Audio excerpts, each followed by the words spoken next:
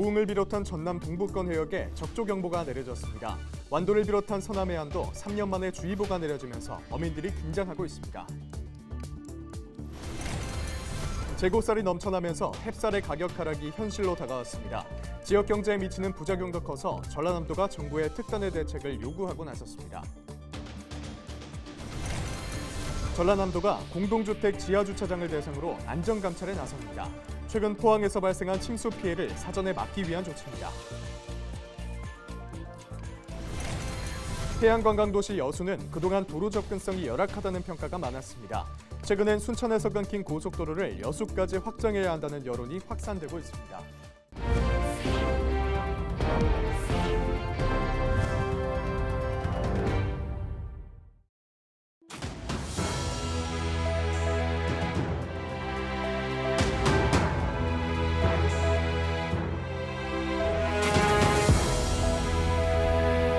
여러분 안녕하십니까? 헬로티비 전남뉴스입니다. 본격적인 벼 수확철을 앞두고 쌀값 하락에 대한 우려가 계속되고 있습니다. 쌀 재고량 증가와 소비 부진이 겹치면서 가격이 떨어진 건데요. 전남의 경우 지역 경제의 파장이 클 것으로 예상돼 정부의 특단의 결정이 시급하다는 목소리가 나오고 있습니다. 성정환 기자가 보도합니다. 추석을 전후로 출하된 햅쌀 가격이 지난해보다 20% 이상 하락했습니다. 도매 가격 기준 한 포대 20kg에 45,000원 선에 거래되고 있습니다. 쌀 소비가 부진하기도 하지만 그보다 재고량이 크게 늘었기 때문입니다. 지난 8월 말 기준 전국의 쌀 재고량은 지난해 대비 90% 이상 증가한 35만 8천 톤. 이 가운데 전남 비중은 9만 5천 톤으로 200% 넘게 증가했습니다. 지난해부터 누적된 재고쌀 문제가 해결되지 않으면서 본격적인 수확철을 앞두고 가격 폭락에 대한 우려가 높아지고 있습니다. 지역 경제에 미치는 쌀값 영향에 대해서 걱정을 많이 하시는데요. 작년에 2조 7천억까지 쌀 생산량이 이르렀습니다만은 올해는 지금 25%가 줄어서 5,900억이 감소할 예정으로 있습니다. 우리 농촌 경제뿐만 아니라 전라남도 경제에 나아가서는 국가 전체적으로 지역 경제에 막대한 영향을 미칠 수 있는 사안이다. 전남도는 논에 다른 작물을 재배하도록 유도하고 대량 구매처 판로를 확대했습니다. 또 수도권의 전남쌀을 홍보하고 가공품 개발을 지원하는 등 관련 정책을 펼쳤지만 지자체 차원에서 근본적으로 문제를 해결하기엔 힘이 붙이는 게 현실입니다. 전남도는 지난해 하반기부터 정부의 제도 개선을 건의해 왔습니다. 공공 비축미 물량을 80만 톤에서 순수 국내산 100만 톤으로 확대하고 해마다 9월까지 과잉 물량에 대해서 정부가 매입해달라는 겁니다. 이와 함께 벼 외의 다른 작물 재배 시 국비를 지원하는 방안을 부활시켜달라고 강조했습니다. 요즘에 쌀값이 많이 떨어진 것은 정부가 그런 대책을 아직도 내놓지 않고 있기 때문에 그렇다 이렇게 생각하고 정부가 이 10월 초 신곡 쌀값 발표가 나오기 전에 강력한 정부의 의지를 표명을 해야 된다. 식량 안보 차원에서 코로나 이후에 대단히 그 중요성이 커지고 있기 때문에 김 지사는 오는 15일 쌀 주산지의 광역도지사 7명과 정부의 쌀 대책을 촉구하는 공동 성명을 발표할 계획입니다. 사실상 정부가 재고 쌀을 사들여 가격을 조정하는 게 현실적인 방법으로 대두되는 가운데 정부가 어떤 판단을 내릴지 주목됩니다. 헬로티비 뉴스 성정환입니다. 전남시 군의회 의장협의회가 쌀값 안정을 위한 대책 마련을 촉구하고 나섰습니다. 전남시 군의회 의장협의회는 14일 강천원 영암군의회 의장의 제안을 수용하고 각 시군 의장이 공동으로 쌀값 폭락 사태에 대해 정부의 대책을 촉구하기로 했습니다. 고흥과 여수, 완도 등 전남 남해안에 적조가 확산되면서 특보가 내려졌습니다.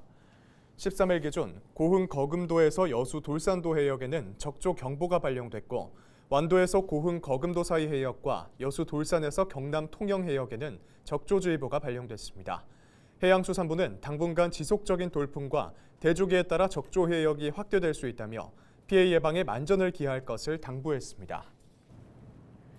진보당 전남도당이 민생과 환경 현안을 담은 조례안 제정과 개정을 추진하기로 했습니다. 진보당 전남도당은 14일 도의회에서 기자회견을 열고 진보입법 조례안 5건의 재개정을 추진한다고 밝혔습니다.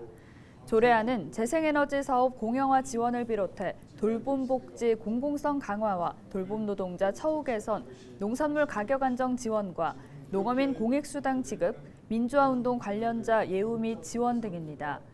진보당 전남도당은 진보당에 대한 도민의 기대에 부응하기 위해 입법 활동에 나선다며 피부에 와닿을 수 있는 의정 활동을 꾸준히 이어가겠다고 말했습니다. 전남도가 오는 26일까지 공동주택 지하주차장 안전 감찰에 나섭니다. 전남도는 최근 경북 포항에서 있었던 침수와 같은 안전사고를 예방하기 위해 공동주택이 많은 목포와 여수 등 6개 시군을 대상으로 감찰할 계획입니다. 전남도는 대상 아파트가 침수 방지 대책을 세웠는지, 자수판과 모래주머니를 비치했는지, 피난 통로가 확보됐는지 등을 점검하고 결과에 따라 후속 조치를 내릴 방침입니다. 14일 광양 금호동의 한 폐기물 고형화 업체에서 청소 작업을 하던 50대 근로자가 추락해 숨지는 사고가 발생했습니다. 광양소방서는 14일 오전 10시 17분쯤 근로자 A씨가 추락했다는 신고를 접수하고 현장에 출동했지만 이미 심정지 상태였다고 밝혔습니다. 병원으로 옮겨진 A씨는 끝내 숨진 것으로 확인됐습니다. 경찰은 정확한 사고 원인과 안전관리 조치 여부 등을 확인하고 있습니다. 여수는 전국의 인구 10만 명 이상 도시 가운데 고속도로가 없는 유일한 곳입니다. 그럼에도 지난 20년 동안 한 번도 국가 단위 계획엔 반영되지 못했는데요. 관광객이 늘어나는 만큼 도로는 이미 포화 상태라며 고속도로 건설에 힘을 실어야 한다는 목소리가 나오고 있습니다. 보도에 송하영 기자입니다. 지난 2012년 개통된 국도 17호선 자동차 전용 도로. 이어 2013년 본격적으로 통행이 시작된 이순신대교는 외지에서 여수로 진입하는 대표 관문입니다.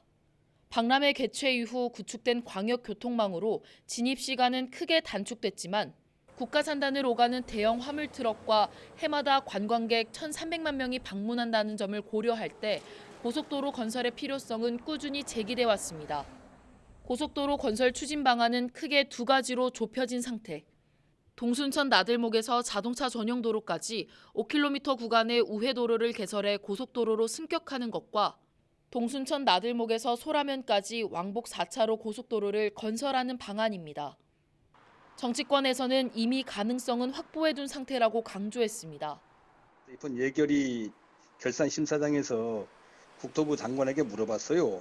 하여튼 여수시와 지역사회 의견을 면밀히 검토하겠다 이러면서 고속도로 건설의 가능성을 열어두는 답변을 했거든요.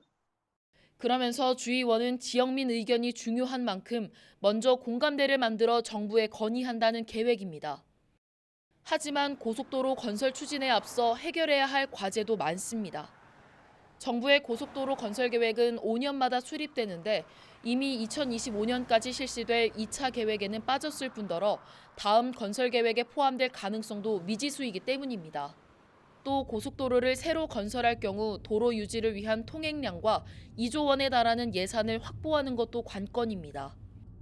윤석열 대통령이 후보 시절 전남 지역에 약속한 8대 공약에 포함된 고속도로 인프라 확충.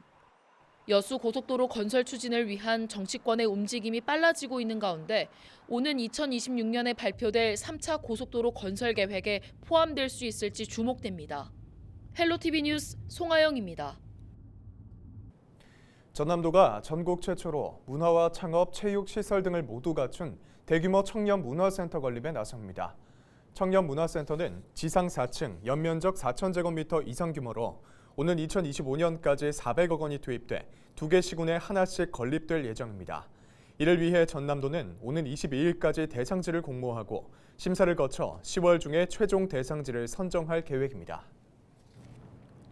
미세먼지를 연구하고 관리하는 기관이 전남에 들어섭니다. 전남도는 환경산업진흥원, 목포대학교 등과 함께 환경부 공모사업인 남부권 미세먼지 연구관리센터를 유치했다고 밝혔습니다. 사업비 27억 9천만 원이 투입되는 미세먼지 연구관리센터는 전남 환경산업진흥원이 주관하고 목포대가 미세먼지를 관측하며 여수 등 4개 시군이 협력기관으로 참여합니다. 센터는 앞으로 남부권 미세먼지를 조사 분석해 저감 방법을 연구하고 교육 홍보 활동을 하게 됩니다. 대한조선이 5천만 달러 규모의 11만 톤급 유조선을 건조해 선박에 이름을 부여하는 명명식을 가졌습니다. 대한조선은 김영록 전남도지사와 선박을 발주한 그리스 해운사 관계자가 참석한 가운데 11만 5천 톤급 원유 운반선의 이름을 그리스의 강 이름을 인용한 스트리몬호로 정하고 새로운 선박의 탄생을 자축했습니다. 선박을 발주한 선주사는 50여 년 전 세계 최초로 우리나라의 선박 건조를 맡긴 그리스의 선엔터프라이즈여서 의미를 더했습니다.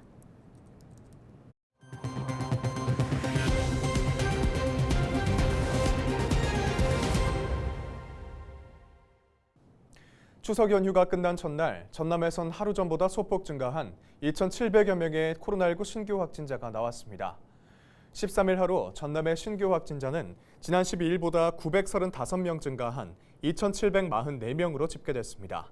전남의 22개 시군 가운데 목포와 여수, 순천 등 7개 지역에서는 세 자릿수 확진자를 기록했습니다.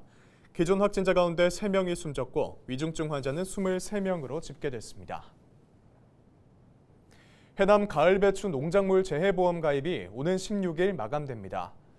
해남 가을배추를 재배하는 농가의 경우 지역농협을 통해 가입할 수 있으며 90%를 지원받아 10%만 납부하면 됩니다. 전남도는 그동안 가을배추 품목이 재해보험 품목에 해당하지 않아 농가 부담이 컸던 만큼 아직까지 보험에 가입하지 않은 농가는 서둘러 가입해달라고 당부했습니다. 강진군이 민선 8기 군정비전을 실현하기 위한 4대 분야 50대 프로젝트를 확정지었습니다. 강진군은 이번에 수립한 5555 전략이 연간 관광객 50만 명, 신규 일자리 5,000개, 1인당 연소득 5천만 원, 강진 인구 5만 명을 의미한다고 설명했습니다.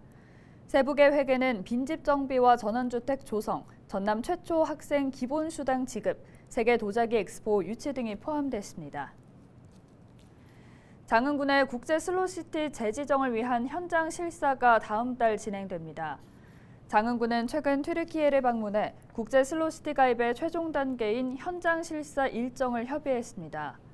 장흥군은 지난 3월 9년 만에 국제 슬로시티에 재가입했지만 코로나 여파에 따라 온라인 실사로 조건부 승인을 받았습니다. 슬로시티는 자연을 보호하며 살아가자는 느림의 삶을 추구하려는 국제운동으로 우리나라에서는 완도와 목포 등이 가입돼 있습니다. 월동지로 이동하던 황새가 올해 처음 전남 해남에서 관찰됐습니다. 해남 황산면의 한 저수지에서 발견된 황새는 지난해 황새보건센터에서 방사한 것으로 확인됐고 발에 가락지를 부착하고 있습니다. 황새는 전 세계에 3천여 마리밖에 남지 않은 멸종 위기종으로 지난 5년 동안 해남에서 13마리, 신안에서 5마리, 진도에서 6마리가 관찰됐습니다. 목포문화재 대야행이 오는 23일부터 사흘 동안 근대역사문화공간 일원에서 열립니다. 올해는 근대역사 1관과 2관 사이에서 뮤지컬 청춘연가와 항구의 소리 등 다양한 공연이 펼쳐지고 옛 호남은행 목포지점 건물 일대에선 근대음악을 감상할 수 있습니다. 문화재 대야행은 목포 원도심에 있는 근대역사 문화자원을 배경 삼아 다양한 공연과 체험 활동이 진행되는 행사입니다. 목포해경이 진도 조도에서 밭일을 하다가 뱀에 물린 80대 어르신을 병원으로 긴급 이송했습니다. 해경은 14일 아침 10시 10분쯤 뱀에 물린 뒤 지역 보건소에서 응급처치를 받은 어르신을 연안 구조정에 태우고 진도 서망항으로 이송해 119 구급대에 인계했습니다. 해경은 가을철 뱀 출몰이 잦은 만큼 야외 활동 과정에서 각별히 주의해달라고 당부했습니다. 여수 소경도 선착장에서 과승으로 입항하던 불법 체류자 외국인 선장이 해경에 붙잡혔습니다. 여수해양경찰은 지난 9일 저녁 7시 40분쯤 소경도 항포구에서 과승이 의심되는 어선 A호를 검문 검색한 결과 지난해 체류 기간이 만료된 베트남 국적의 선장 T씨를 출입국 관리법 위반 혐의로 검거했다고 밝혔습니다. 해경은 T씨를 출입국 외국인 사무소에 인계한 뒤 어선 A호의 선주 B씨에 대해서도 외국인 불법 고용 혐의로 입건해 조사하고 있습니다. 이상으로 뉴스를 마칩니다. 함께해 주신 여러분 고맙습니다.